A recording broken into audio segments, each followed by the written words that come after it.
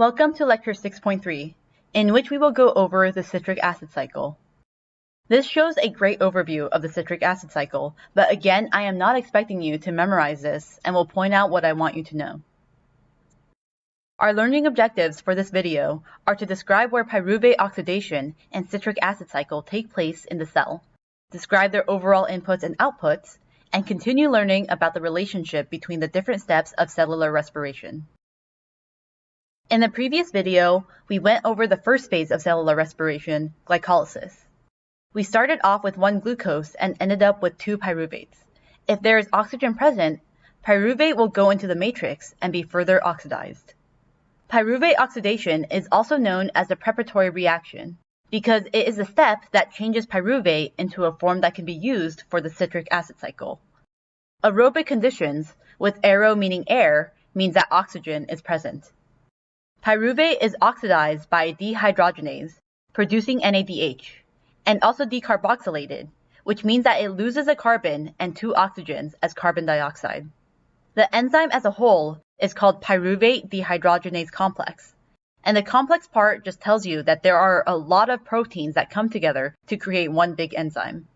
The hydrogen that is given to the NADH is actually taken from another molecule called coenzyme A, abbreviated as CoA.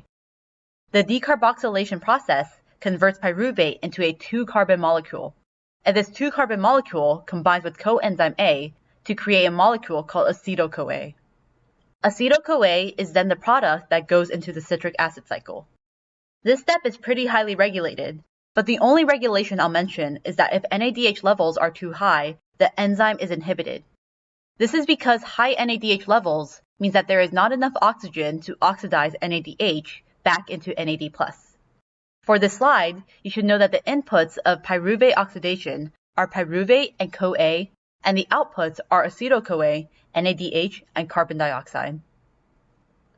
Now that we have acetyl-CoA, we can proceed through the rest of cellular respiration and move on to the citric acid cycle, which also takes place in the matrix. The citric acid cycle has many names. It's also known as the Krebs cycle, after one of the people who discovered it, or the tricarboxylic acid cycle, abbreviated as TCA cycle, for the 3 carboxylic acids found in citric acid or citrate. The citric acid cycle begins with acetyl-CoA, a 2-carbon molecule, that is combined with oxaloacetate, a 4-carbon molecule, to make citrate, a 6-carbon molecule. At the end of the cycle, oxaloacetate is regenerated and can now be used again for the next round, which is why it's a cycle. We end with what we begin with. In one cycle, 3 NADH, 1 FADH2, 2 molecules of CO2, and 1 GTP are also generated. Remember that since a single glucose creates 2 pyruvates, that means that it also creates 2 acetyl-CoAs that will each go through their own cycle. That means that glucose takes 2 rounds of the citric acid cycle to be completely oxidized. For the next few slides, we will go over the 8 steps of the cycle. As with glycolysis, I do not expect you to memorize all of the names or structures and will point out the parts that I actually want you to know for this class. Again, step 1 begins when the 2-carbon acetyl-CoA in blue is combined with the 4-carbon oxaloacetate in orange using a condensation reaction. This creates citrate, with the blue representing the parts that came from acetyl-CoA and orange the parts that came from oxaloacetate. Fittingly, the enzyme is called citrate synthetase, an enzyme that synthesizes citrate. During this process, the CoA is removed. This step is irreversible and commits acetyl-CoA to going through the citric acid cycle. This also means that this step is highly regulated, just like the second energy investment step of glycolysis.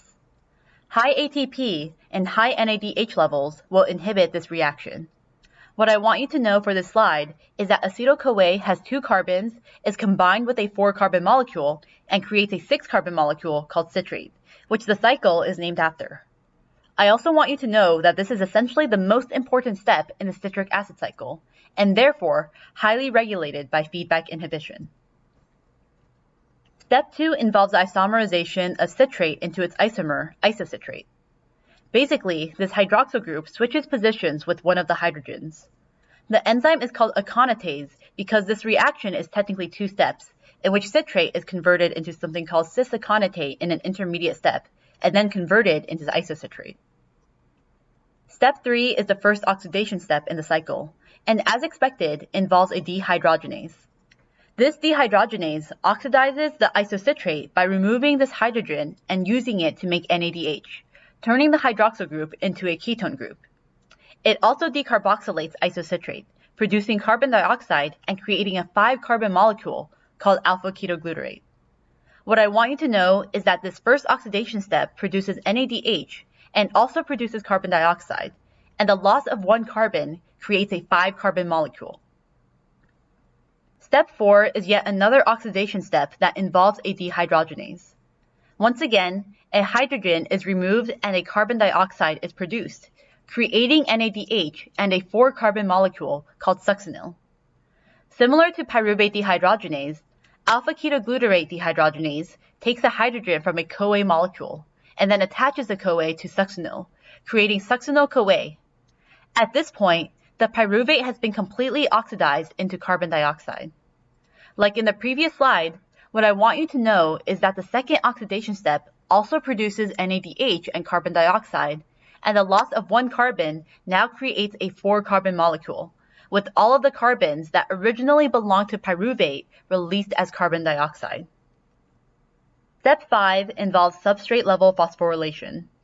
The removal of CoA leads to the release of a lot of energy, and this energy is harnessed to create GTP from GDP.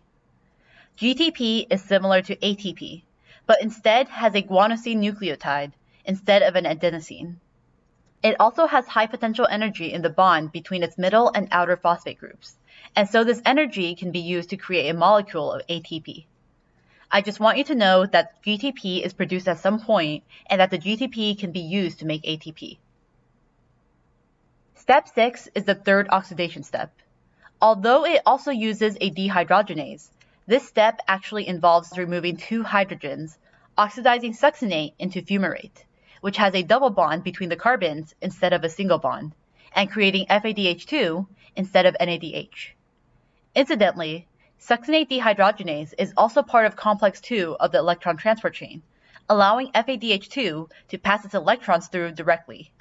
So what I want you to know is that the dehydrogenase in the citric acid cycle that is part of the complex 2 of the electron transport chain is also the one that produces FADH2.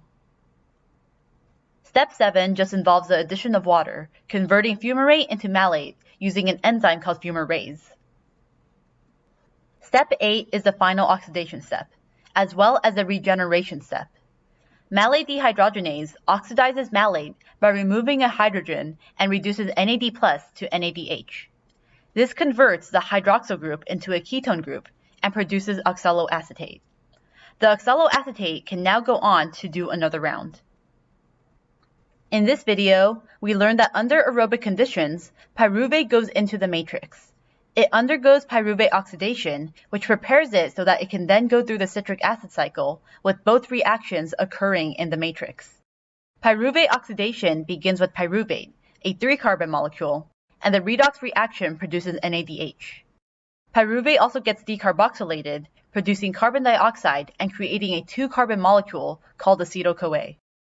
The citric acid cycle begins with combining acetyl-CoA with a 4-carbon molecule to produce citrate, a 6-carbon molecule, and ends with the regeneration of the same 4-carbon molecule that combines with acetyl-CoA. Each cycle also produces 3 NADH, 1 FADH2, 2 CO2, and 1 GTP, and 2 cycles are needed to completely break down glucose. In the next video, we will begin learning about how we actually get ATP from NADH and FADH2 using the electron transport chain, and why oxygen is needed for pyruvate oxidation and the citric acid cycle to happen. Thanks for watching.